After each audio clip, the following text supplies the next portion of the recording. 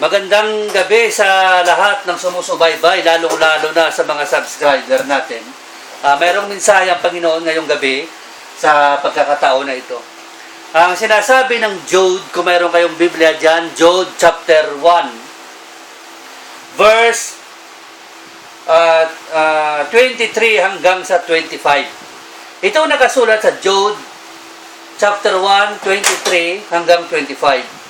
And others save with fear, pulling them out of the fire, hating even the garment spotted by the flesh.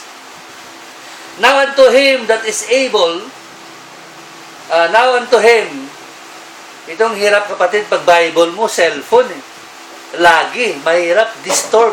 Pero okay lang yan, walang problema.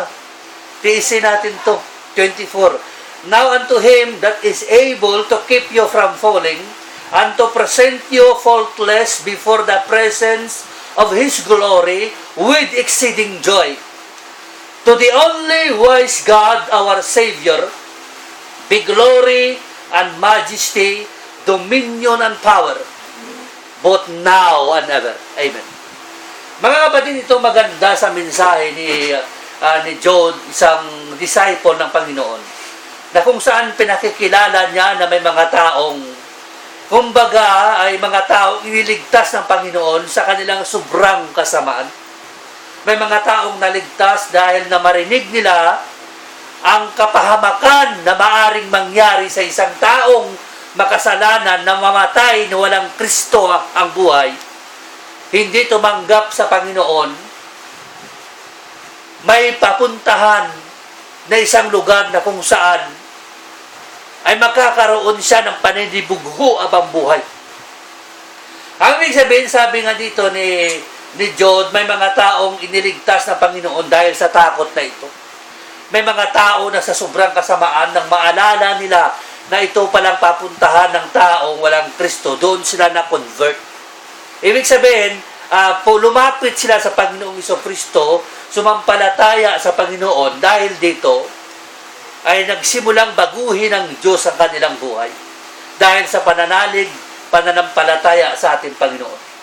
Mga kapatid, dahil dito na magsimula silang ma-realize nila na iniligtas sila ng Panginoon mamula sa apoy, na-realize ng mga taong masasamang ito na ang kanila palang ginagawa ay mali at hindi tama.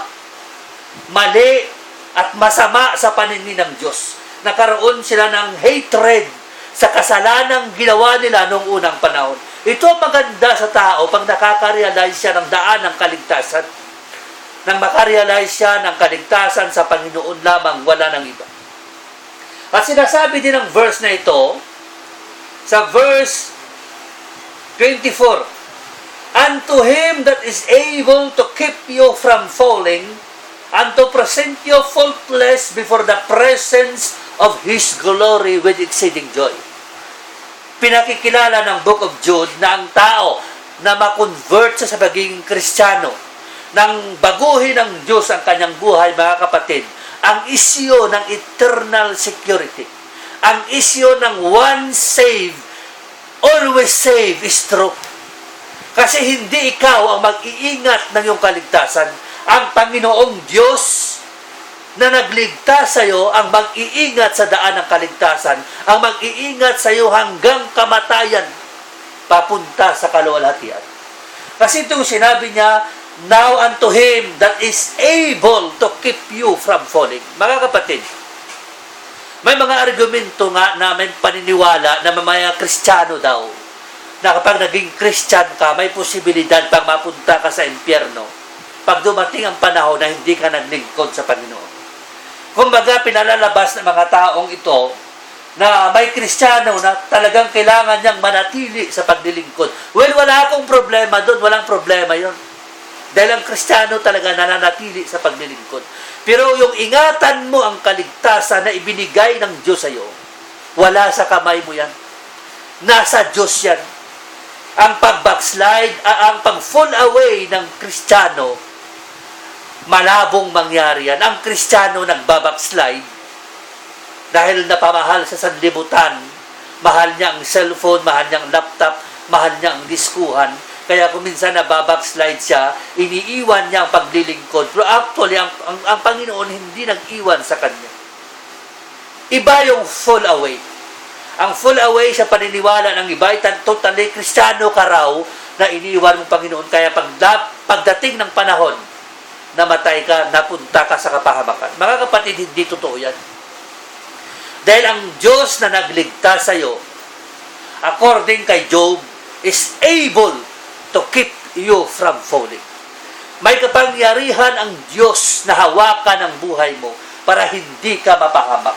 May kapangyarihan ang Diyos na gawin niya ang pag-iingat sa iyo sa anuman ang mangyari. Dahil ang Diyos na nagligtas sa lahat ng tao, sa lahat ng Kristiyano, ay siya rin ang Diyos na mag-iingat sa kaligtasan mong naangkin.